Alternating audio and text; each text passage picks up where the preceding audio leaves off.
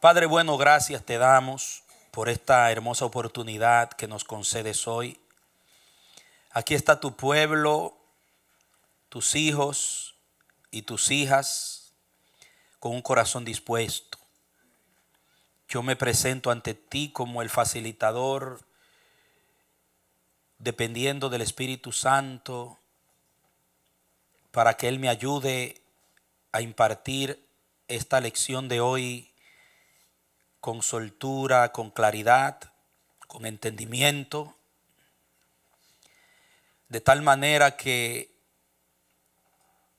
la enseñanza de hoy pueda ser absorbida por cada uno de nosotros y que recibamos en ella un impulso de fe, de convicción y de firmeza para continuar creciendo en la vida del reino. Guíanos para que todo pueda ir bien y podamos salir hoy declarando que hemos aprendido. Padre, gracias. Nos ponemos en tus manos en el nombre de Jesús. Amén. Muy bien, como usted ve en su folleto, hoy vamos a hablar acerca de Jesús en la historia.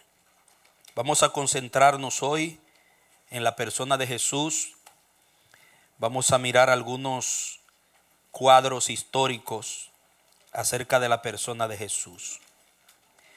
Es importante que ustedes entiendan algo.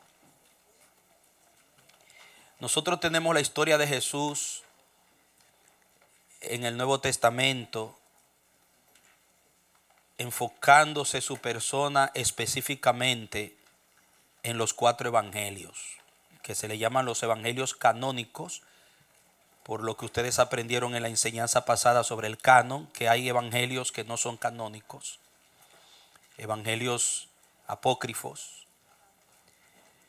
que es de donde sacan las informaciones para filmar películas como Jesucristo Superestrella, que le atribuyen un romance con María Magdalena. Eso está en escritos no canónicos, apócrifos, que fueron documentos corruptos. También ustedes ven en una película que están haciendo los brasileños, muy interesante, sobre Jesús y las historias bíblicas. Ellos hacen mucho uso de los documentos no canónicos también. Usan la Biblia, pero hay muchas cosas que usted ve allí que usted dice, pero eso no está en los evangelios. Muchas de esas cosas son porque ellos no están presentando un argumento basado en la Biblia en sí, sino una historia en una forma de novela. Y hay romance, hay cosas ahí que usted ve. Muchas de esas cosas lo dicen esos documentos. Y por esa razón usted entiende por qué no fueron incluidos en el canon, porque tenían mucha corrupción informativa. Trascendían lo sagrado. Entonces, es importante que usted entienda que existen supuestos sabios que no están de acuerdo con la fe cristiana, críticos se le llama, que intentan negar que Jesús existió. Argumentan que la historia de Cristo no es más que una fábula inventada por fanáticos religiosos al estilo del paganismo mitológico, que es mitología, valiéndose de documentos falsos acerca de la persona de Jesús. Hay otros que sí creen que Jesús existió. Hay documentos apócrifos, no canónicos, que presentan a Jesús como un hombre normal, un profeta, como fue Moisés, como fue Mahoma. Y niegan que Jesús era divino.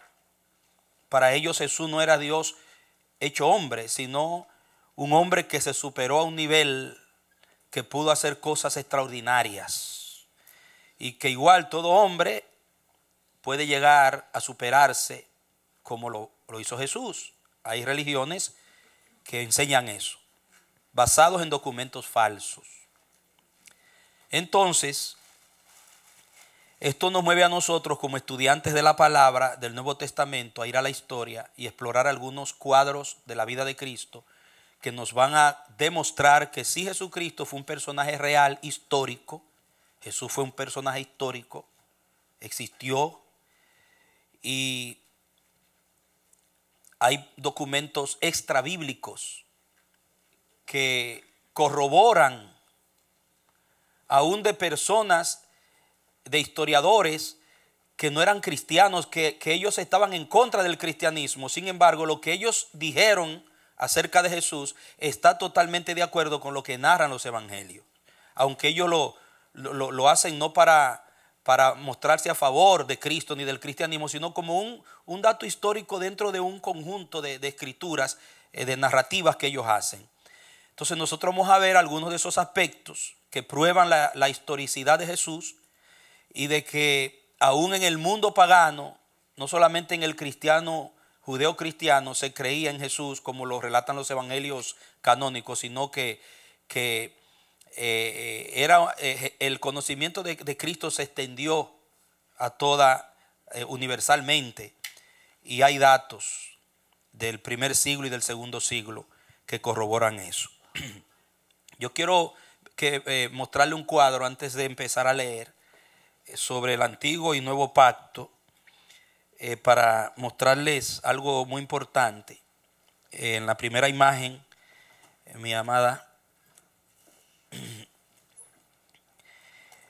quiero que veamos este cuadro en la que la historia realmente tiene que ver con Jesús como el centro, el personaje central.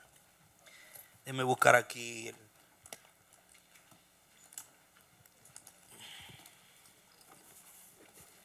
ok, que ese bulto tiene como 10 departamentos. Como ustedes pueden observar, ustedes ven que hay un antes y un después de la cruz. ¿Pueden verlo todos? Ok, ahí está la cruz en el medio. Antiguo Testamento, Nuevo Testamento. Arriba dice: el Nuevo Testamento está oculto en el Antiguo, y el Antiguo se revela en el Nuevo. El Antiguo Testamento mira hacia el sacrificio en la cruz. Mira hacia el Antiguo Testamento. Esta parte aquí mira hacia la cruz. Pero el Nuevo Testamento está basado en la obra que Cristo realizó en la cruz. El Antiguo mira hacia la cruz y el Nuevo habla de lo que pasó en la cruz y lo que siguió después de la cruz. Alrededor de 400 años entre los dos testamentos, como lo estudiamos antes de empezar, introduciendo la clase. Ahora, fíjese bien que tanto el Antiguo Testamento como el Nuevo Testamento, en su contenido, el Antiguo Testamento, y en su contenido, el Nuevo Testamento, la figura central siempre fue Jesucristo. Cuando usted lee todo, si usted se leyera todo el Antiguo Testamento, desde Génesis hasta Malaquías, los 39 libros, usted va a ver que Cristo está revelado en todo, en los ritos, en los sacrificios, en el tabernáculo, en todo lo que sucede, está revelado Jesús. Los profetas profetizaron la venida y la obra de la redención del Hijo de Jesús, el Mesías que vendría. Entonces, los judíos basan su doctrina de Cristo, de Jesús, del Mesías, aquí, en el Antiguo Testamento. Ellos no basan, los judíos religiosos ortodoxos y tradicionales, los que no son mesiánicos. Hay un movimiento, los judeos mesiánicos, que son iglesias que creen en Jesús, se entregan a Jesús, creen que Él es el Dios hecho hombre, pero siguen circuncidándose, celebran sus sábados, siguen con sus costumbres, pero adoran a Jesús como Dios hecho hombre. Esas son las iglesias judeo-mesiánicas. ¿Okay? Pero el judío que no se ha convertido a Cristo no acepta esta parte. Ellos dicen que esto es una corrupción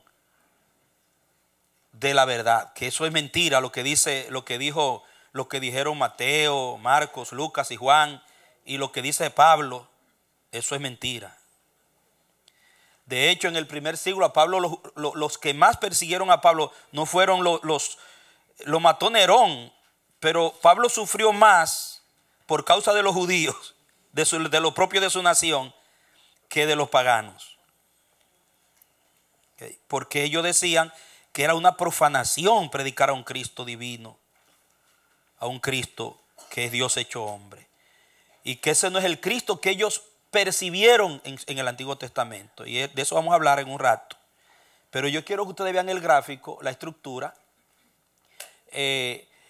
porque quiero llevarle al pensamiento de que todo esto habla de Jesucristo. O sea, Jesucristo no es simplemente un personaje que apareció fortuitamente en el siglo I, en un lugar chiquito que estaba bajo el Imperio Romano, como apareció otro personaje histórico y desapareció. Jesucristo es un ser que dijo, antes de que Abraham fuera, yo soy.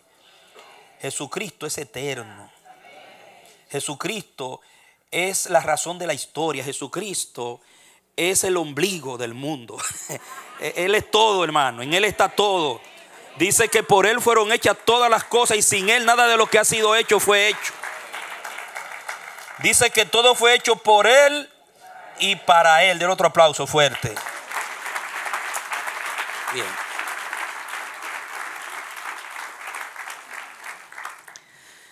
Entonces, esto nosotros lo entendemos porque Dios se nos ha revelado y lo creemos. Es el fundamento de nuestra fe. Pero el mundo pagano y el mundo religioso judío no piensa igual. Por eso vamos a tratar aquí el Jesús en la historia. La vida de Jesús, transmitida durante un breve periodo de tiempo, transcurrió en un lugar apartado del extenso imperio romano. O sea, ya no estamos simplemente mirando en Palestina. Estamos mirando este personaje histórico que existió en un lugar del vasto imperio romano, porque recuerden que Judea, Palestina, era un territorio muy pequeñito que pertenecía de tantos territorios que el imperio tenía bajo su gobierno.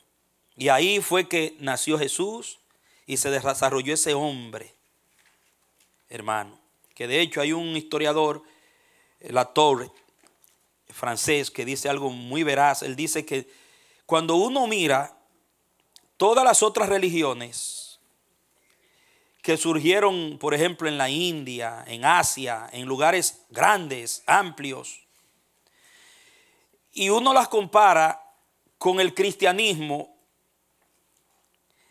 uno puede ver en el cristianismo un detalle que nos motiva a creer que tiene que ver con algo sobrenatural. ¿Por qué? Porque a pesar del cristianismo nacer donde nació y producirse desde un hombre que fue el hijo de un carpintero en una ciudad que era entre la más baja de Palestina, Nazaret, y en una región que era entre todas las regiones del imperio, era una de las más insignificantes para el imperio. Sin embargo, esa doctrina que nació allí como una semillita de mostaza se ha extendido y ha crecido y ha abarcado más territorio y ha alcanzado más corazones y ha impactado más la humanidad que cualquiera de las otras religiones que nacieron en lugares grandes que supuestamente debieron ser más influyentes. Entonces la Torre dice, se ve que detrás de la doctrina del rubio de Galilea, del nazareno, hay un poder sobrenatural que impulsa ese pensamiento. Entonces ese Jesús histórico, ahí nació en torno al año 7 o 6 antes de Cristo. Ya ustedes saben por qué, lo hemos explicado. Antes del fallecimiento de Herodes el Grande. Su muerte tuvo lugar en la primavera del año 30 después de Jesucristo. Las fuentes, marque esa palabra, eso es importante, fuentes. fuente, porque la fuente de donde tenemos nuestra información es la que va a determinar, ¿verdad?, la solidez de nuestra fe. ¿En qué fuente basas tu creencia? Va a determinar la solidez y la firmeza de tu fe y de tus convicciones como creyente. Entonces, las fuentes que narran la historia de la vida y hechos de Jesús no pueden calificarse ni de escasas ni de carentes de importancia. Los evangelios canónicos, pregunta, ¿por qué le llamamos evangelios canónicos?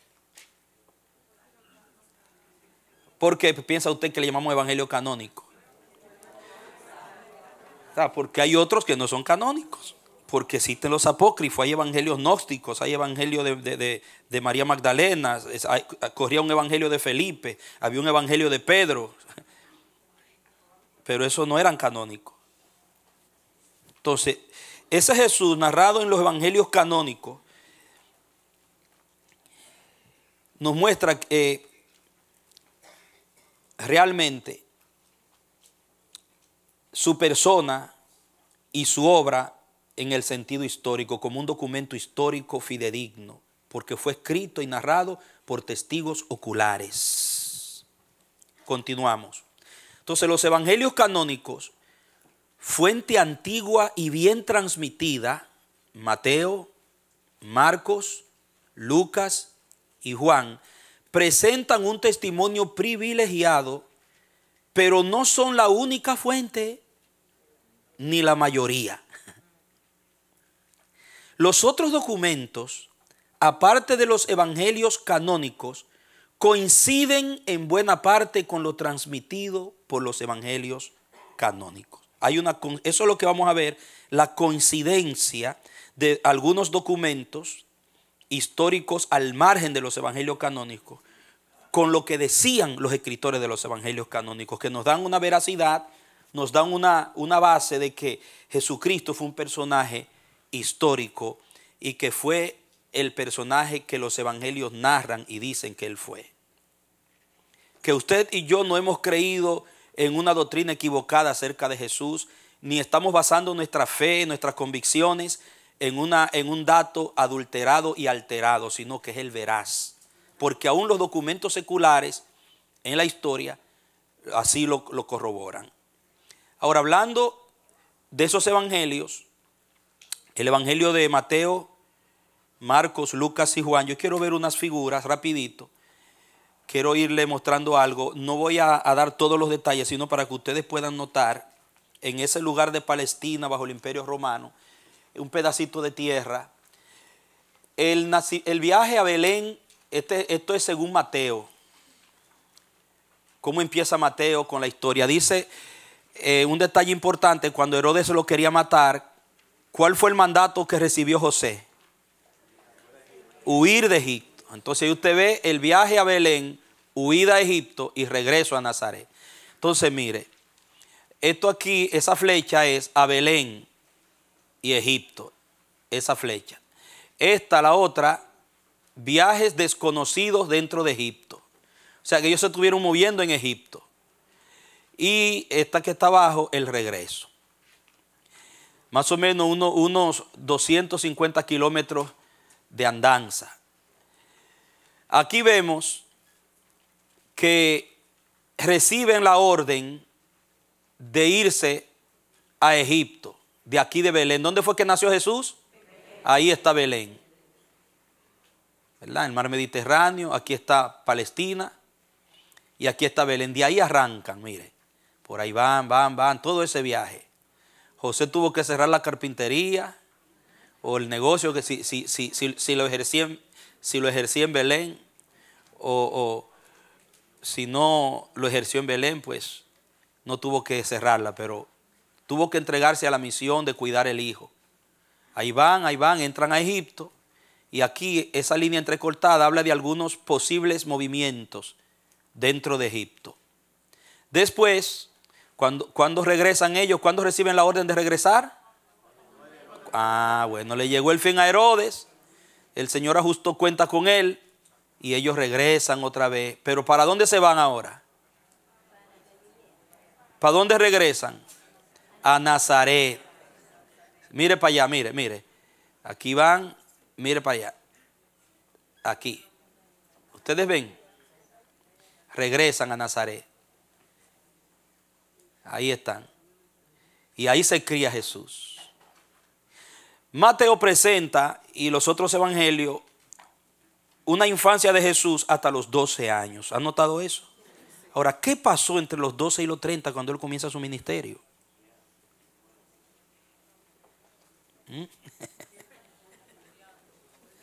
Vamos a ver. Si usted sabe de mondongo, desenrédeme esa tripa ahí.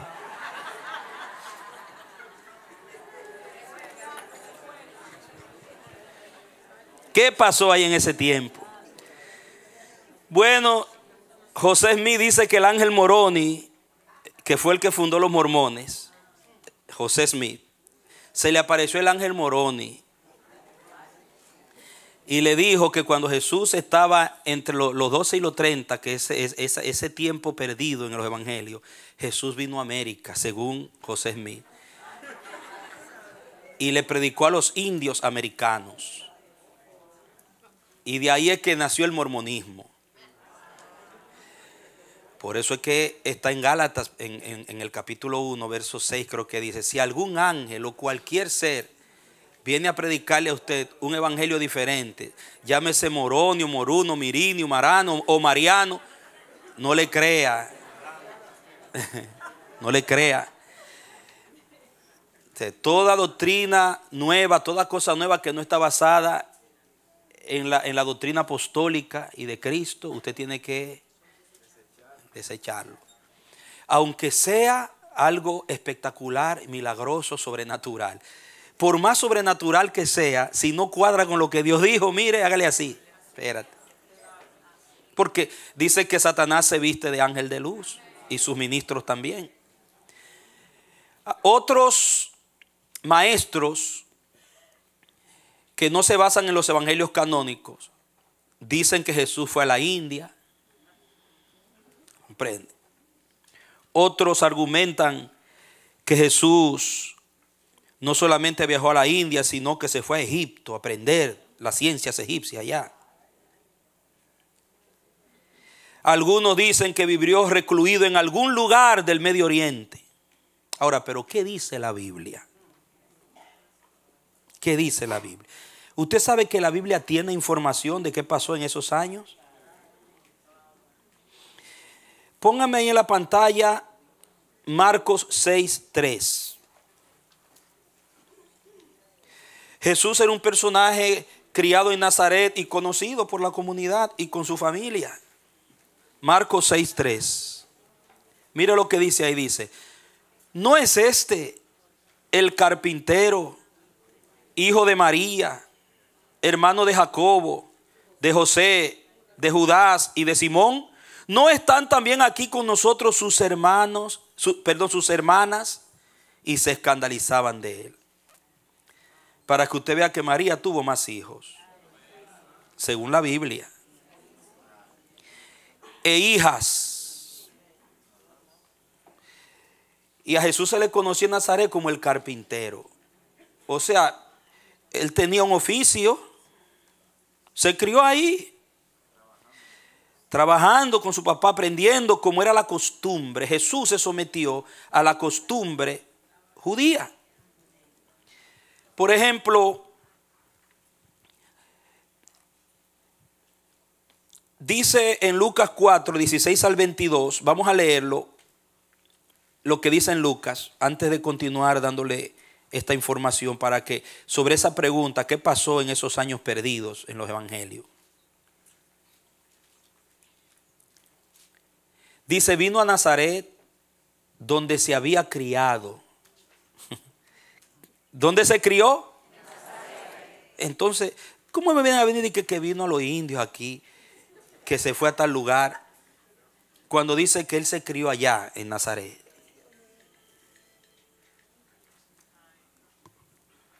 Donde se había criado. Y en el día de reposo entró en la sinagoga conforme a su costumbre y se levantó a leer.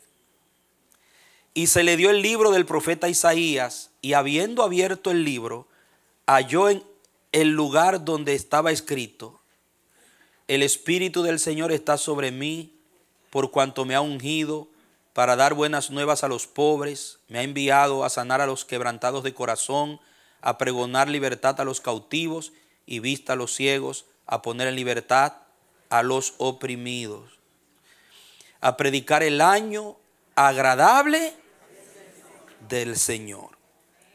Y dice después que enrollando el libro, ya usted sabe, cuando él empezó su ministerio, cuando él iba a empezar a los 30 años su ministerio después del bautismo, él entra al templo y anuncia que es el momento de empezar. Pero el detalle: se crió en Nazaret.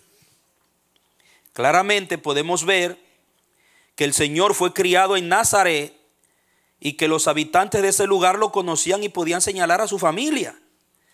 Si creemos que los evangelios son en realidad las biografías del Señor Jesucristo, entonces podemos ver que Él vivió en Nazaret durante su infancia y su juventud. Ahora bien, ¿qué actividades se realizaban en la ciudad de Nazaret en esa época? Pues simple. Ellos se dedicaban a labrar la tierra, cuidar ganado o bien desarrollar el oficio del padre de la familia, que en el caso de Jesús era la carpintería. Para seguir adelante con este tema, le quiero hacer una pregunta. ¿Era el Señor Jesucristo un ignorante como muchos pretenden hacerlo ver?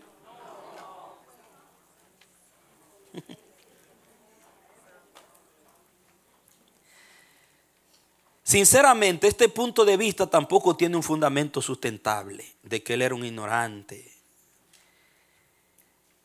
En las muchas escrituras podemos ver que el Señor Jesucristo fue llamado Rabí. ¿Lo han leído? Rabí. Hermano, ese título no se le daba a cualquiera. Ese título lo cargaba uno que verdaderamente lo mereciera. Había que estudiar, había que quemarse la pestaña, había que pasar a través del programa requerido para llamarse y ser reconocido como un rabí y hablar en público. Si no, lo lapidaban como falso, como falsante. Lo apedreaban como falsante. Había un celo en la comunidad judía con la enseñanza y lo que se decía en público acerca, sobre todo cuando se trataba de Dios y de la ley. Por eso fue que ustedes vieron la persecución acérrima, la intolerancia de los religiosos extremistas, ritualistas, tradicionalistas contra Jesús.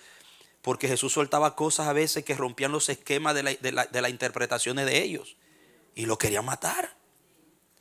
Y eso habían hecho con muchos, que se levantaban y que privando de maestros. Y cuando contradecían puntos que habían establecido los antiguos, los padres, los maestros, Shammai, recuerden Hillel, eso era santo, hermano. El que cambiaba esas cosas corría el riesgo de morir apedreado. Lo único que Jesús tenía que morir en la cruz, y aunque ellos intentaron matarlo muchas veces, no pudieron porque no era su hora. Simplemente. Pero si llevaba el título de la palabra rabí, eso tiene un significado muy interesante. Y es importante estudiar eso. La palabra rabí viene de la raíz hebrea rabí, que significa grande o distinguido. Como ya lo dijimos, en las antiguas escuelas judías se daba el reconocimiento de rabí a una persona que tenía un amplio conocimiento en la palabra de Dios. Dicho de otra manera, el rabí era una persona que instruía y adoctrinaba a la gente en el conocimiento de la palabra de Dios. ¿Cuántos han leído Juan 3, el caso de Nicodemo? ¿Cómo se describe a Nicodemo? Póngame ahí Juan 3, verso 1, por favor. Oiga esto, mire lo que era un rabí. Dice, había un hombre de los fariseos que se llamaba Nicodemo. ¿Un qué? Un principal entre los judíos. Un rabí era como un príncipe. No cualquiera llevaba ese nombre. Y allí se confrontan dos rabíes o dos rabinos. Hoy mismo, si usted se va a ver y usted pregunta entre los judíos de hoy, los tradicionalistas de hoy, ¿quién es un rabí? No es cualquiera que es un rabí, se le llama un rabino. Para usted ser un rabino, usted tiene que pasar por un programa, hermano. Y las dos mechones aquí, la barba. Y usted sabe el tiempo que toma que ese mechón le llegue hasta aquí.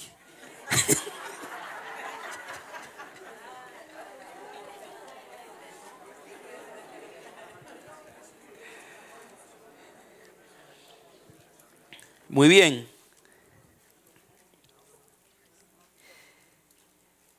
Seguimos.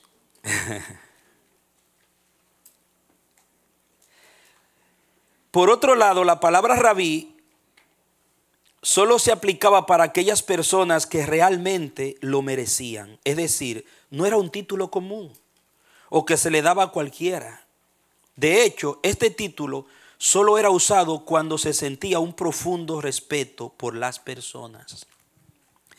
Cuando un judío usaba la palabra rabí, lo que en realidad estaba diciendo era lo siguiente: mi honorable Señor, mi gran Señor, mi maestro.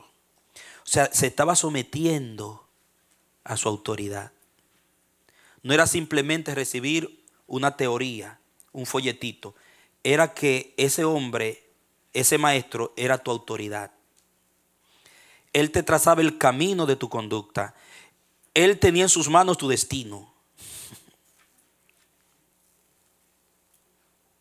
Y el de tu casa.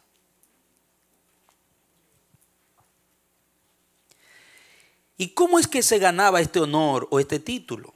¿Será que cualquiera podía ser llamado rabí?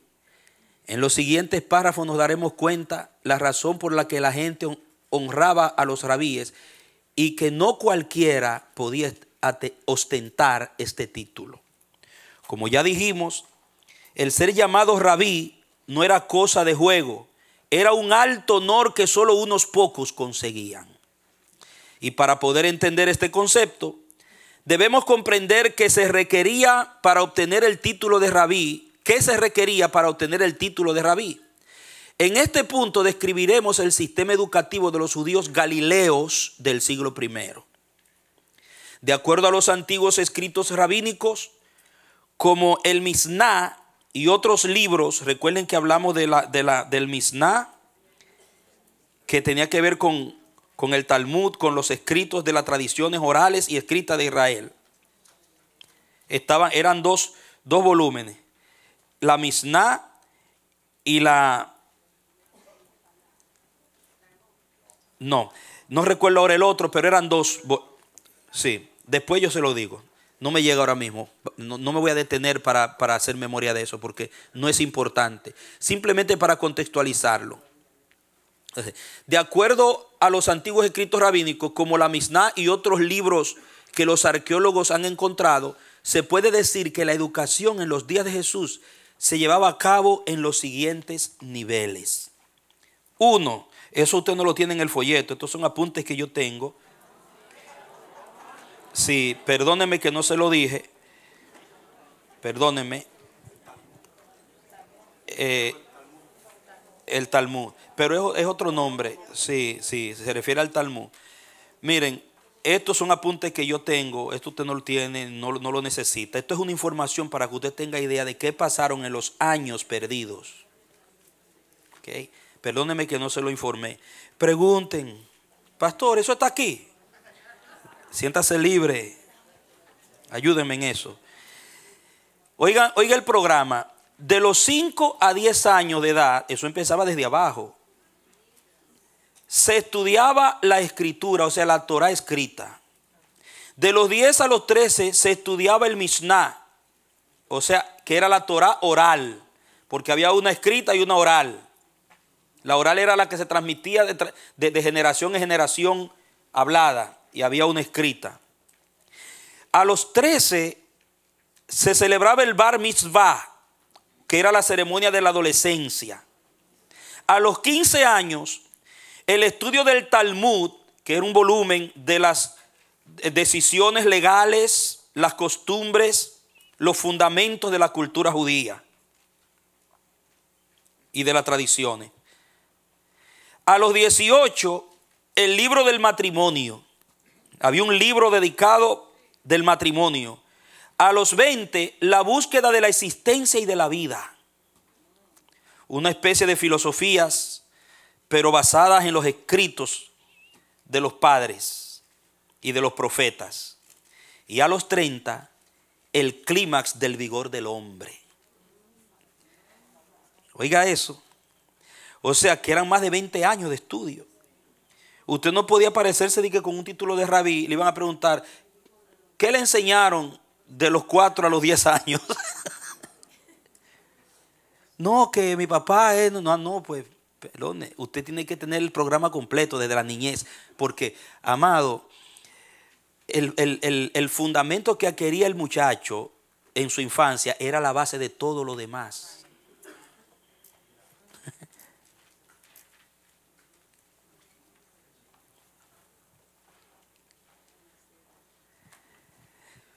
Solo al llegar a este nivel de educación una persona podía convertirse en un rabí. Es decir, si una persona quería ser rabí, esta tenía que estudiar más de 20 años.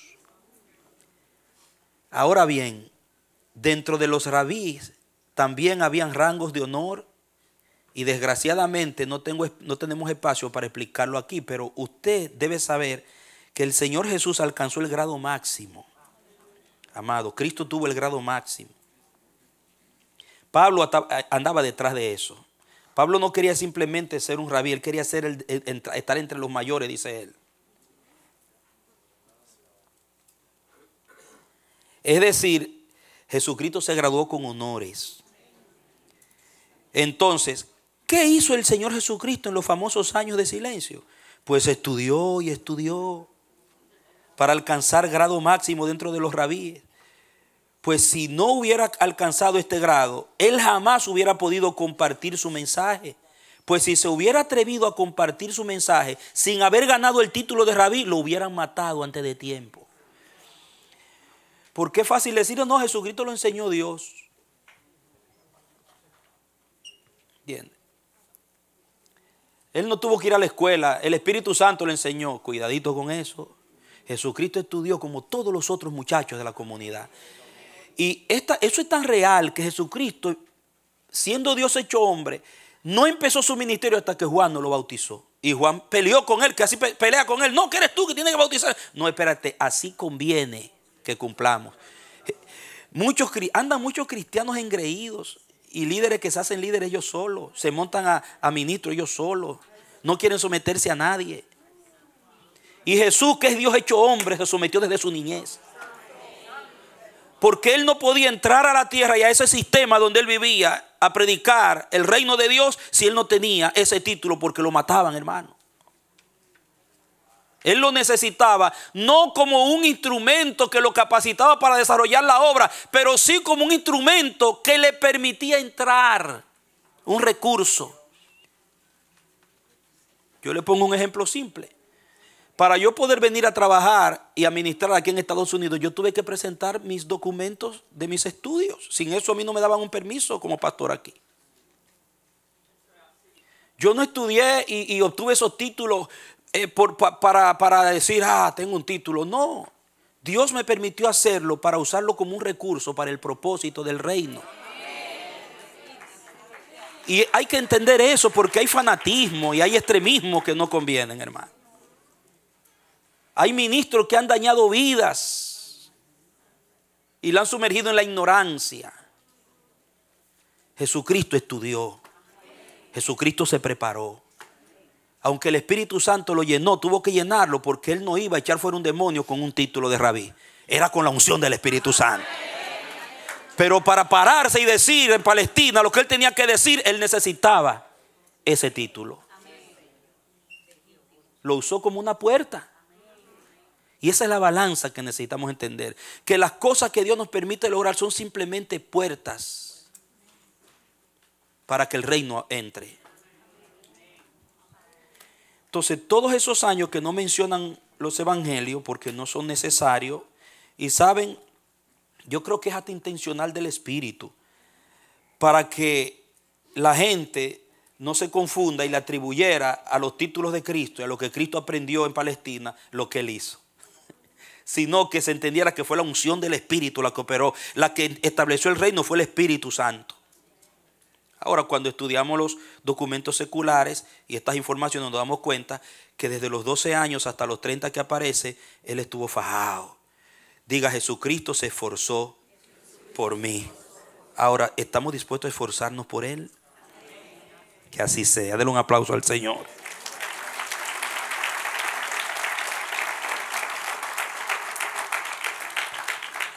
Este documento yo lo surtí, lo compilé de un dar crédito de autor del programa La Biblia Dice. Muy bueno. Entre todo lo que leí y escudriñé sobre este aspecto, fue lo más conciso, lo más bien fundamentado y más resumido que conseguí. Esto no es necesario que lo tengan. Ya usted lo sabe de memoria. Mucho papel, mucha cosa. Esto no hay necesidad de tenerlo. Esto es simplemente para su información de los años de silencio del Evangelio. Cuando alguien hable de eso, ¿y qué pasó con Jesús entre los 12 y los 30? Ya usted sabe qué contestar. No se le va a olvidar eso. Estudió, se fajó a estudiar para obtener el título de rabino para poder entrar sin que lo apedrearan antes de ir a la cruz. Muy bien.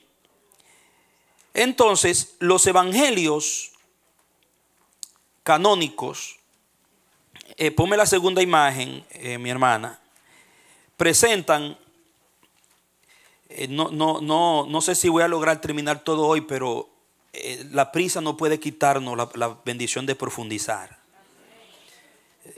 Usted puede después seguir leyendo en casa si no terminamos, porque son datos históricos, pero esto yo tengo que írselo explicando. Mire, cuando hablamos de los evangelios, lo que dice aquí tenemos, mire la región, una pequeña región en todo el universo del Imperio Romano, donde Jesús nace y lleva a cabo su ministerio. Se cría aquí, que era considerada la ciudad más insignificante. ¿Y de Nazaret puede salir algo bueno? ¿Recuerdan? Preguntaban. Ahí se cría, nace en Belén, pero ahí se cría. Y Belén es más chiquito todavía.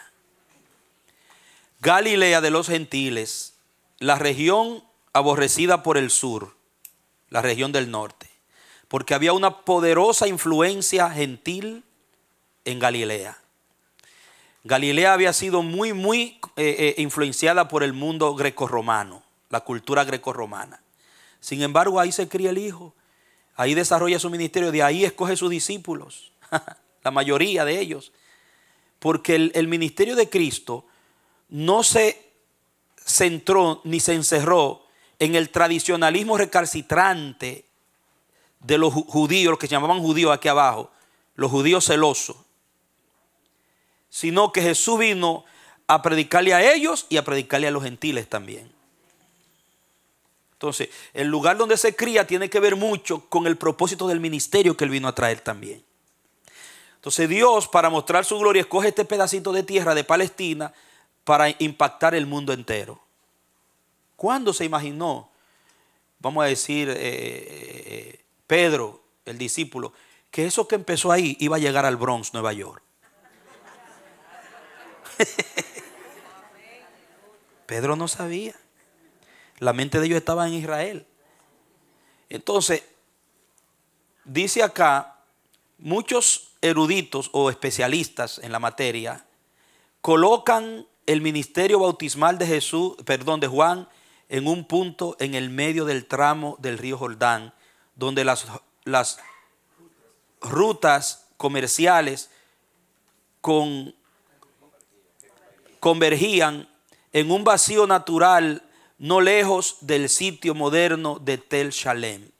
Esto no lo escribió ni Marisa ni Mónica, eso vino así, eso es una copia, hermano, para que no digan, pero esa secretaria como que fallan mucho. Ellas no tienen que ver con eso. Eso vino así en el gráfico que yo tomo para tomar estas ilustraciones. Tengo que cubrir a mis hermanas, a mis colaboradoras.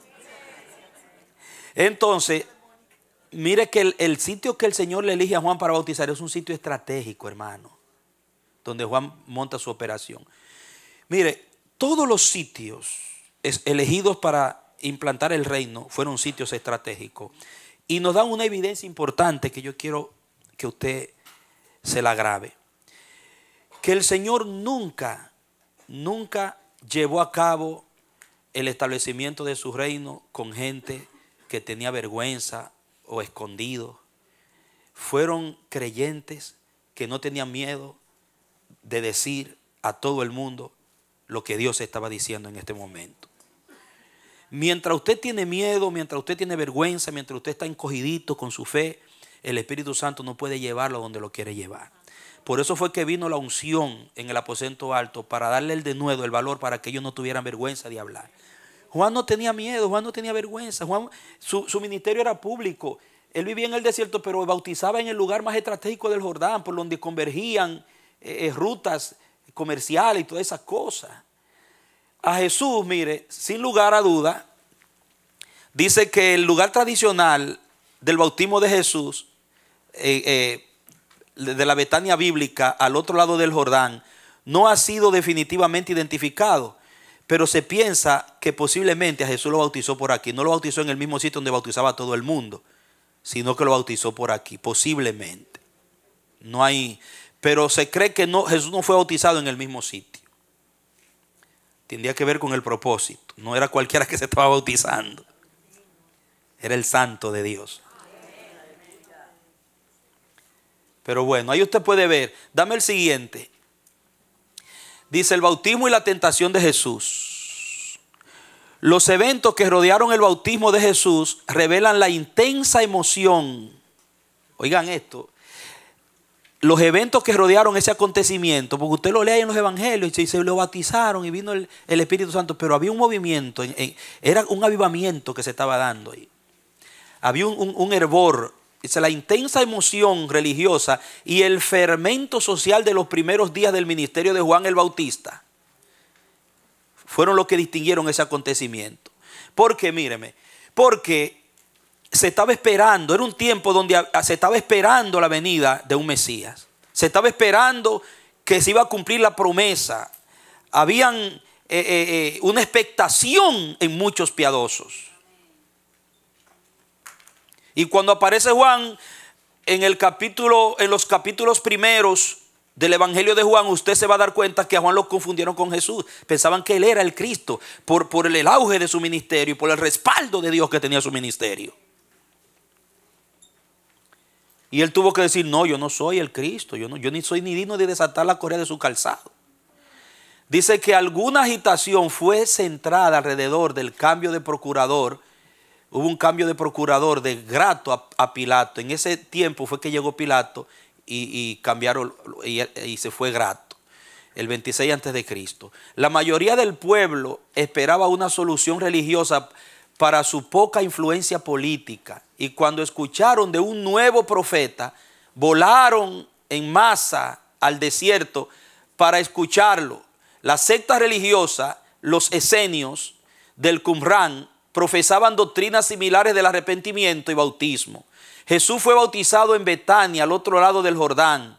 En Juan 1:28 se ve eso. Juan también bautizó en Enón, junto a Salim, Juan 3:23.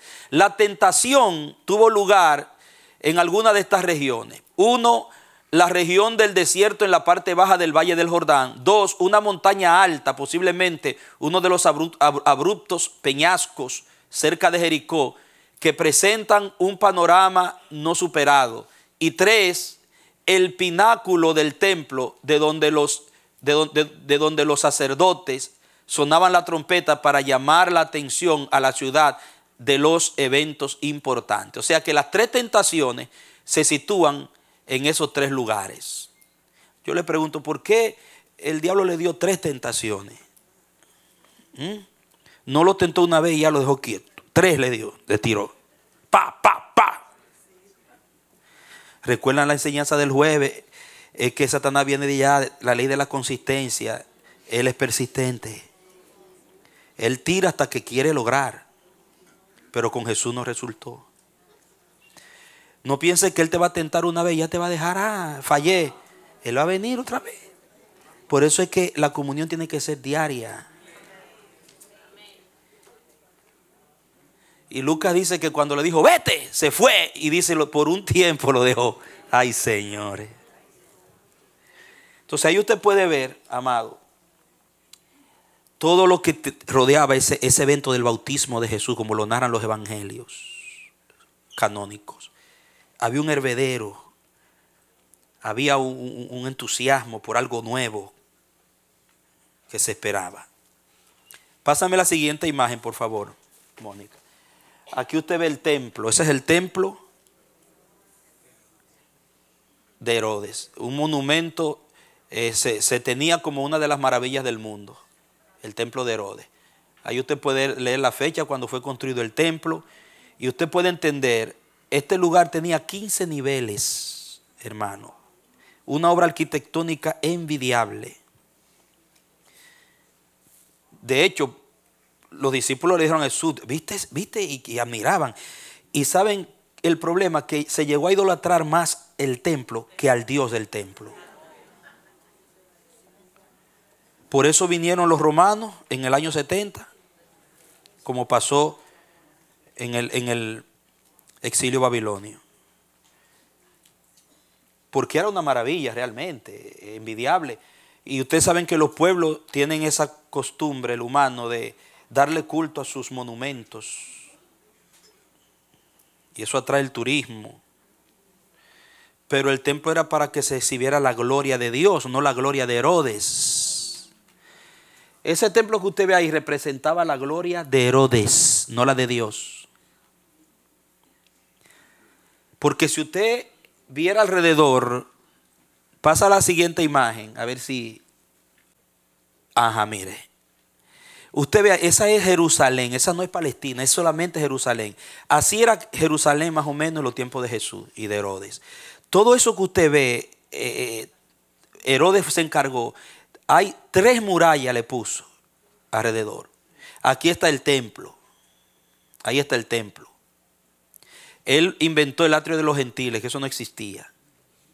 Él lo inventó para darle espacio a los paganos que vinieran y hicieran lo que quisieran ahí también. Y los gentiles que venían a adorar en la fiesta podían adorar ahí también. Si usted se va por estos lados, por ahí había un hipódromo. Un hipódromo.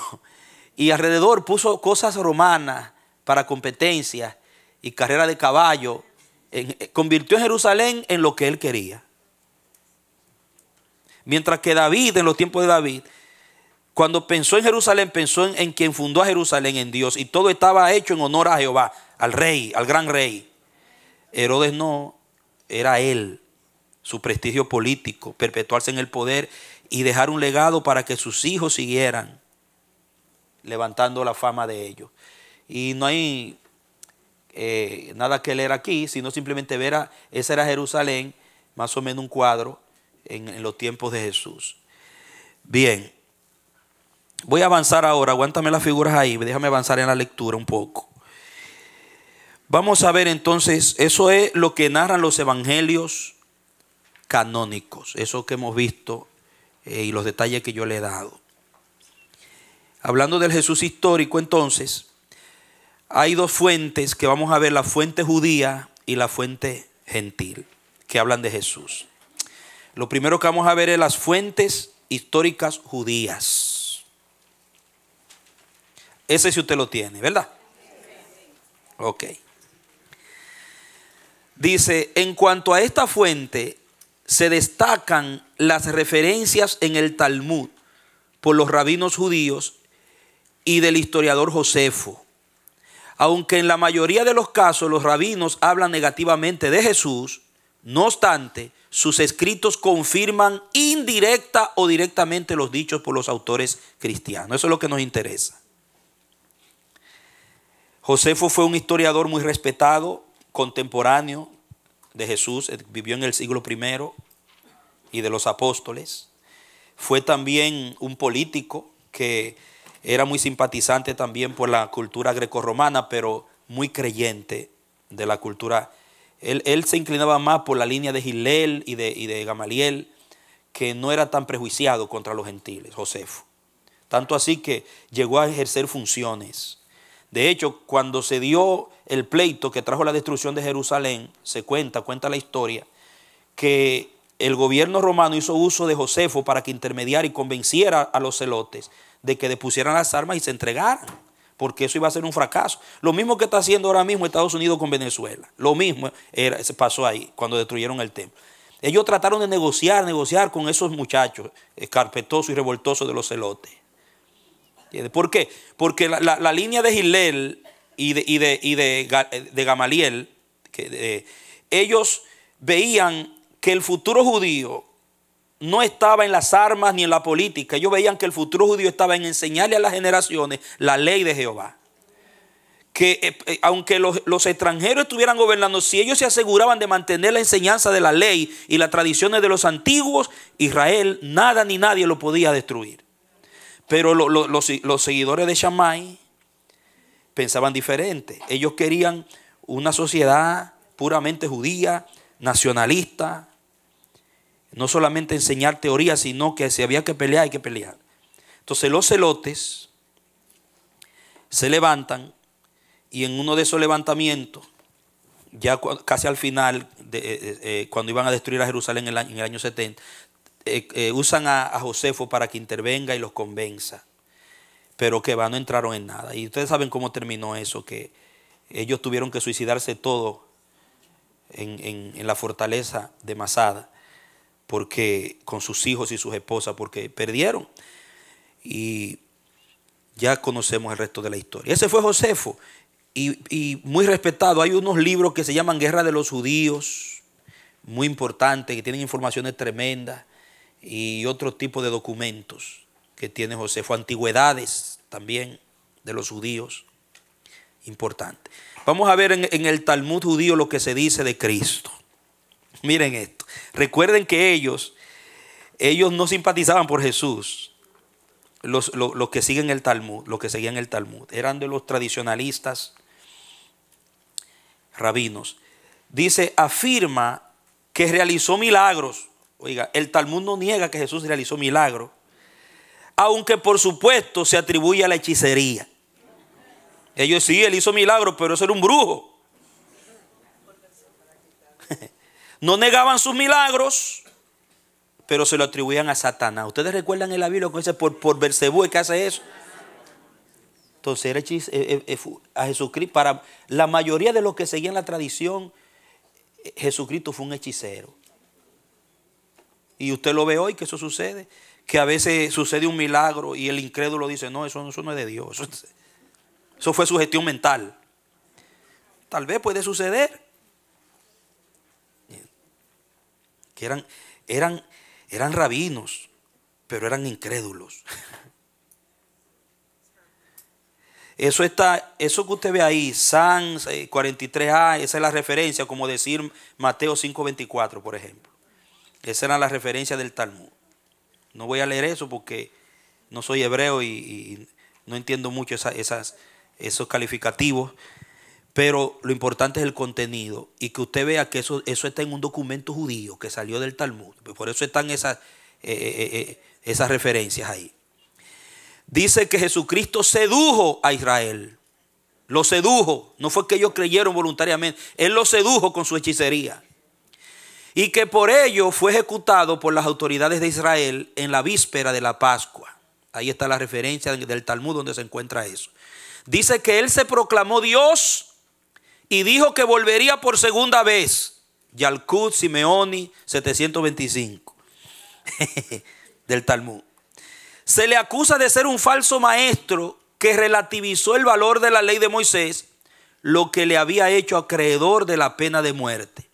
E incluso algunos escritos del Talmud llegan a representarlo en el otro mundo, condenado a padecer entre excrementos en ebullición.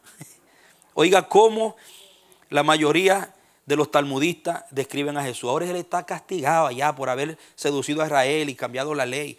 Está sufriendo entre un fuego de excremento. Oiga, todos ustedes saben lo que es excremento, ¿verdad? Entonces, así La mayoría de las escrituras talmúdicas, no todas, pero la gran mayoría, señalaban a Jesús.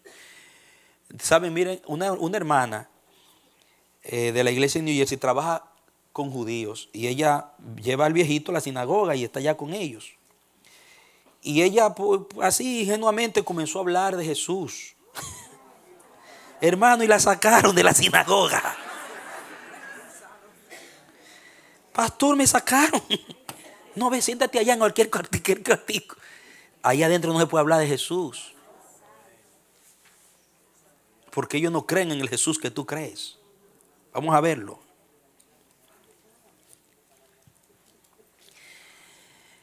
Sin embargo, siga leyendo, algunos otros escritos rabínicos lo tratan diferente. Algunos otros escritos rabínicos lo tratan diferente, o sea, cuando conviene. Lo citan, toman sus enseñanzas cuando conviene. Es igual que ahora, el sistema no quiere saber de Jesús, pero la mayoría de las cosas buenas que tiene el sistema fue la que enseñó Jesús. Las filosofías que quieren arreglar el mundo, la mayoría de sus conceptos se los robaron fue de las enseñanzas de Dios, de Jesús, de la Biblia. Pero la envuelven en otros papelitos. Sigue diciendo, lo citan con aprecio y resaltando algunas de sus enseñanzas. Ahí está la referencia. El legado del cristianismo en la cultura occidental, por César Vidal, es la fuente de donde yo saco estos documentos. Son documentos que tengo que entre los mejores que se han escrito. Y me gusta, los libros que yo generalmente, después que yo fui bautizado en el Espíritu Santo y Dios me liberó del denominacionalismo y predico el reino, el evangelio completo, el evangelio de Dios, yo trato de conseguir mis documentos de escritores que yo los investigo, que no son denominacionalistas, que son honestos, que no están tirando por un lado, entonces, ni jalando mucho para su denominación. Hay muchos escritores que ellos escriben con honestidad y te mantienen en el centro. Y a veces te dan hasta todas las opiniones para que tú elijas. Y eso es saludable. Entonces, este escritor es un libro que habla muy centrado, muy central. Se llama El legado del cristianismo en la cultura occidental por César Vidal. Muy bueno. Los talmúdicos fueron compuestos alrededor del siglo II o IV después de Jesucristo. Y su finalidad fue combatir a los judeos cristianos. Note cuál fue la finalidad del Talmud. Combatir a los judeos cristianos. Porque no querían ese Cristo que predicaban los que lo aceptaban como el Mesías. Eso lo dice Iser Gimburg, que escribe sobre el Talmud. Según este escritor, en un tratado, volteé la página 2, en un tratado talmúdico, el tratado Sanedrín, capítulo 67, Jesús es llamado Bar Sotesda, que significa hijo de la pecadora. ¿Por qué hijo de la pecadora? ¿Qué piensa usted de eso? Porque está embarazada del Espíritu Santo, estando desposada con José. Ustedes recuerdan en una ocasión en Juan 8 que cuando Jesús se confronta con los judíos, los religiosos, ellos le dicen, nosotros no somos hijos de fornicación. Eso fue una ironía insultante. Le estaban diciendo indirectamente como tú. Porque como María salió en estado sin tener relación con José, ¿quién fue entonces? Los evangelios canónicos dicen que la sombra del Espíritu Santo lo cubrió y lo creemos. ¿Cuántos lo creen? Lo creo. Porque si no hubiera hecho todo lo que hizo, ni se hubieran cumplido en él todas las profecías que se cumplieron al pie de la letra. Hijo de la pecadora. Sin embargo, muchísimas de las enseñanzas de Jesús, un gran montón de enseñanzas de Jesús, especialmente las del Sermón del Monte, se encuentran referidas en el Talmud. Vamos a leer algunas comparaciones de los evangelios canónicos con escritos del Talmud. Mire esto, le va a gustar esto. Mateo 6:26, evangelio canónico de Mateo. Jesús dijo, mirad las aves del cielo, que no siembran, ni ciegan, ni recogen en graneros, y vuestro Padre Celestial las alimenta. ¿No sois vosotros mucho mejores que ellas? Ahora mire lo que dice Rabí Simeón Ben Eliezer en el Tratado Kadushín, capítulo 83, en el Talmud. ¿Has visto alguna vez animal o ave que tenga oficio y sin embargo son alimentados sin dolor? Y eso que han sido creados para servirme. Yo, que he sido creado para servir a mi Creador, debo con más razón ser alimentado sin dolor. Pero Jesucristo no dijo sin dolor. Usted entiende que le añaden. Toman el pensamiento y lo adornan. Él dijo, vuestro Padre se alimenta a las aves, lo va a alimentar a ustedes, pero no dice que no iba a haber dolor. ¿Por qué? Escuche, porque en la doctrina de las riquezas y de los ricos, según el rabinismo, un rico era un bendecido que por estar en el pacto y ser de Dios, tiene el derecho a ser alimentado sin dolor. O sea, vivir bien era una bendición. No importa cómo conseguiste ese bienestar. Entonces, la salvación futura tenía que ver, lo veremos más adelante, con hacer buenas obras, tener para hacer buenas obras y uno darse una buena vida. Por eso usted ve que Lázaro le está pidiendo una migaja al rico y el rico es el desentendido. Porque él piensa que tú estás así porque algo malo hicieron tus ancestros. Y tú estás pagando lo que... O sea, cumple tu proceso, Lazarito. Que los míos hicieron obras buenas y por eso yo estoy aquí comiendo bien y viviendo bien y fiestando. Esa era la enseñanza.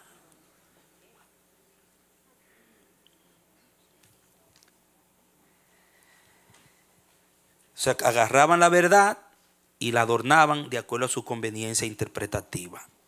Mateo 6, 19 y 20. Evangelio canónico de Mateo. Jesús Nazareno dijo: no os hagáis tesoro en la tierra, donde la polilla y el orín corrompen, y donde ladrones minan y hurtan. Mas haceos tesoros en el cielo, donde la polilla y el orín corrompen, y donde ladrones no minan ni hurtan. El Talmud refiere, Tratado Baba Batra, capítulo 11. Sucedió que el rey Mumbaz invirtió en un año de hambre todos los tesoros de su padre en favor de los hambrientos. Su familia empezó a hacerle reproches y él replicó: mis padres han ocultado abajo y yo he ocultado arriba. Mis padres han escondido allí donde puede llegar la mano del hombre, yo donde la mano del hombre no puede llegar. Ellos han ocultado algo que no trae frutos, yo una cosa que trae frutos. Ellos han ocultado para otros, yo ¿para quién? Para mí. Ustedes ven, agarren las enseñanzas del Talmud. Para mí, o sea, se hacía buenas obras, pero no era pensando en la gloria de Dios para que vean tu buenas obras y gloria. ¿Usted entiende por qué fue que Jesucristo dice: para que vean vuestras buenas obras y glorifiquen al Padre? Porque cuando hacían sus buenas obras no era en el Padre que pensaba, era en ellos y en su descendencia. Porque la creencia era que si yo hago bien hoy, mañana alguien le va a hacer bien a mis hijos. Es verdad, eso se cumple. Dice que con la medida que tú mides será medido, pero la motivación fue el problema en estas enseñanzas. La motivación tiene que ser el Padre, la gloria del Padre. Y eso fue lo que Cristo vino a restaurar. Pero los talmudistas le enseñaban: para mí, yo oculté para mí. ¿Qué bien haré, maestro, para heredar la vida eterna? ¿Recuerdan? ¿Está pensando en él? ¿Qué bien haré para después tener lo mío a cambio? Talmud. Mateo 7:1. Jesús de Nazaret dijo: no juzguéis para que no seáis juzgados, porque con el juicio con que juzguéis seréis juzgados. Lo mismo se encuentra muchas veces en el Talmud. Conforme juzga el hombre a otros, así también lo juzgarán a él. Aquí está más parecido, ¿verdad? Bien. Lo único que ellos no dicen no juzguéis, sino conforme juzgas, así juzgarán. Que es casi lo mismo, pero no lo mismo. La expresión, siga leyendo: ¿y por qué miras la mota que está en el ojo de tu hermano y no echas de ver la viga que está en tu ojo? Mateo 7:3, se encuentra en un par de veces en el Talmud. Él le dice, saca la mota de tus ojos. En el Talmud aparece otro giro similar. Primero adórnate a ti y luego adornarás a los demás. ¿Qué le parece? O sea, Jesús era hijo de la ramera, de la fornicaria. Jesús era un brujo, pero las enseñanzas buenas que tiene Jesús sí valían, ¿verdad? ¿Cómo? Los beneficia. Eso se parece muchas veces que nosotros criticamos, pero duramente, a algunos adoradores, pero cantamos sus alabanzas. Agarre esa papita caliente ahí.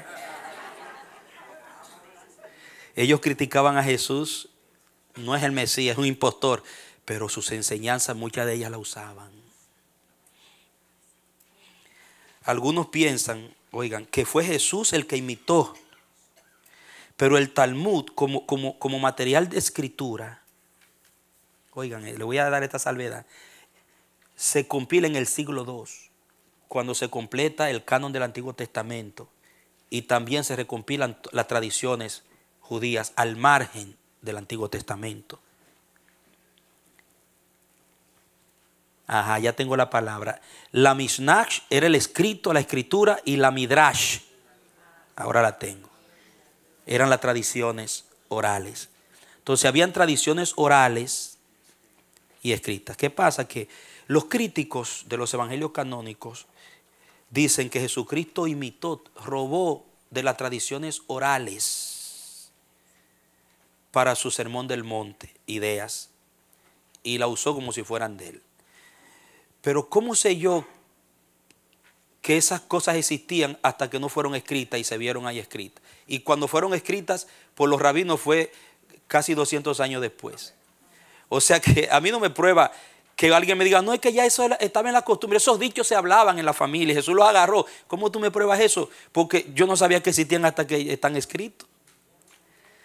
Hermano, no hay ser más original que Dios. El Señor no necesita imitarle nada a nadie.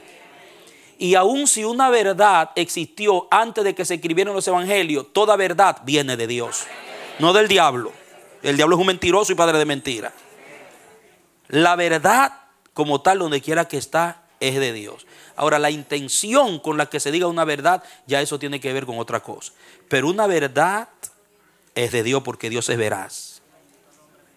Bien. ¿Amén? Muy bien.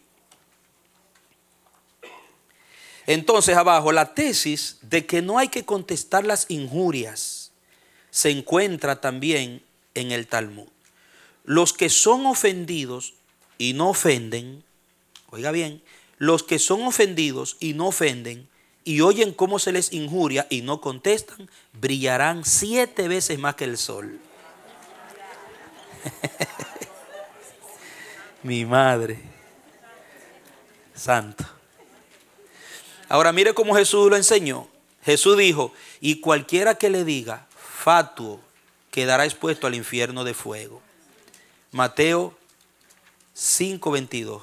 El Talmud enseña, el tratado de Baba Metzia, capítulo 58, quien difama a su compañero no sale del infierno. No sale, no lo saca nadie. Ok.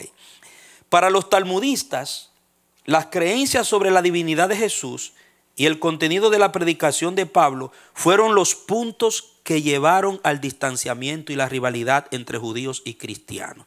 Especialmente ese punto de que Jesús era el Mesías y que era Dios hecho hombre. Trajo el distanciamiento, porque ustedes saben que la iglesia comienza en la cuna del judaísmo. Recuerden que en Jerusalén, en el Pentecostés, es que nace la iglesia. De ahí se extiende.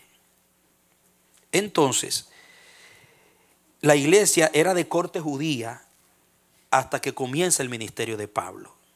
Cuando Pablo es levantado y Dios le revela el misterio a Pablo, ahí es que se arma el lío, como decimos. Ahí fue donde empezó el cisma, a separarse la iglesia del judaísmo. Porque usted ve una iglesia fundada por Pablo instruida por Pablo, discípulos enseñados por Pablo, y ve los discípulos enseñados por Jacobo y por Pedro, y hay una diferencia. No era porque Pedro y Pablo eran enemigos y Jacobo y Pablo eran enemigos, no, tenía que ver con la cuna donde se formó el asunto y quién empezó el asunto. La iglesia de Jerusalén, por formarse en Jerusalén entre judíos, era una iglesia de corte netamente judía. Jesús era el Mesías, pero con algo más: circuncisión, no comer carne de cerdo, guardar los sábados. Eso estaba en la iglesia todavía. Cuando Pablo comienza a predicarle a los gentiles, que se levanta la iglesia en Antioquía, y de ahí para allá, ahí es que empieza la cosa. Ustedes recuerdan el primer concilio que se da en Jerusalén en el capítulo 15 de Hechos, que ahí se aclaran un poco las cosas. No, ellos nadie los obligue que se abstengan de ahogado, de sangre y de fornicación, pero no se les puede imponer a ellos lo que ustedes hacen, hagan ustedes lo suyo. En Romanos, Pablo dice: el que guarda su día, para Dios lo guarda, y el que no lo guarda, para Dios no lo guarda. Pablo, recuerde, viene de la escuela de Hillel, de Gamaliel, que eran más flexibles hacia la cultura extranjera, no de Shammai. Entonces yo tengo la sospecha que los que fueron a obligar a circuncidar, y la mayoría de esas iglesias judeos fueron de los de la escuela de Shammai, que se entregaron, que querían seguir con su cultura nacionalista, hermano. Entonces, ¿qué pasa? Que es un tremendo problema cuando cosas nacionalistas, naturales, humanas, se mezclan con el espíritu, con la cosa del espíritu. Entonces, esto es lo que quiere decir aquí, que la persona de Cristo, las dos naturalezas en Jesús, la divina y la humana, trajo un problema en el principio. Entonces dice que esto llevó al establecimiento de prohibiciones que impedían a judíos y a cristianos mantener relaciones. Por ejemplo, de comer juntos, de emplear su pan, su vino y su aceite. Ustedes recuerdan en Gálatas que Pedro, cuando venían los judíos, se iba con ellos, y cuando los judíos no estaban, estaba con los gentiles, y Pablo los corrige por su hipocresía. Un rollo de la ley escrito por un cismático, que ¿a quién era un cismático? El cristiano que seguía la línea de Pablo, de la gracia. Un documento, un rollo, un documento de la ley escrito por un cismático, o separatista, significa cismático, debía ser quemado. En parte porque se sospechaba que lo había adulterado. Simplemente porque lo escribió uno que sigue la línea de Pablo, no lo acepten, decían la iglesia de los judaizantes, porque deben haberlo adulterado. Y lo quemaban. Ustedes entienden tal vez por qué los libros al principio, la mayoría, no cargaban el nombre del autor, para proteger el documento.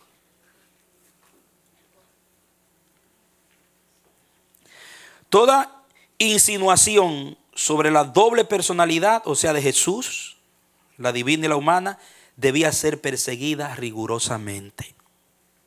La lista que da Pablo en 2 de Corintios, capítulo 11, creo que es, la mayoría fueron a manos de los judíos, sus compañeros, sus compatriotas, por el asunto de la persona de Cristo. Se cree que esta lucha estuvo más dirigida contra los primeros cristianos, quienes se consideraban más o menos judíos y vivían en medio de estos.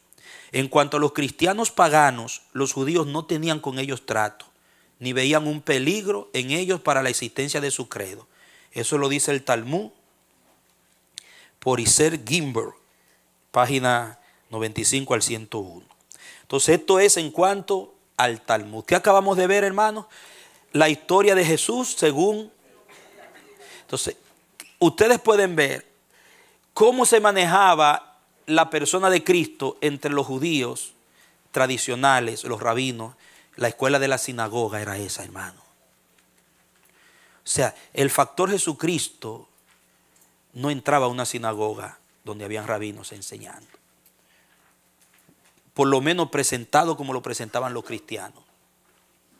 Por el concepto que tenían ellos. Aunque tomaban muchas de sus enseñanzas del Sermón del Monte. Vamos a ver ahora lo que empezaba Flavio Josefo. ¿A qué hora es el break? Ayúdenme. Son las 11:30. ¿Estamos ahí a tiempo para el break? Vamos a coger el break. para seguir con Josefo. Déjeme orar. Voy a orar para que sellar esta parte de la enseñanza y continuar en la vuelta. ¿Ok? ¿Están aprendiendo, hermanos? Padre, cuando leemos todas estas cosas de cómo aquellos religiosos cegados por su religión, la cual nunca fue tu intención, no pudieron ver al Hijo con el lente tuyo. No quisieron soltar su propio lente y tomar el tuyo. Y entendemos por qué Jesús dijo que a quien tú no te le revelas y a quien tú no le revelas al Hijo no lo puede conocer. Por eso es un muy alto privilegio que nos lleva a humillarnos, a vivir como mendigos de la gracia, el haber entendido que Jesús es Dios hecho hombre. Ayúdanos a apreciar la luz que tú nos has concedido. Gracias por tu palabra. Gracias por Jesús. No hay otro ser que pueda superarlo, ni lo habrá jamás. Te adoramos. Gracias por habernos dado este primer tiempo, habernos rendido el tiempo. Gracias porque, Señor, aprendiendo más cada día podemos ser mejor equipados para poder servirte. En el nombre de Jesús. Amén y amén.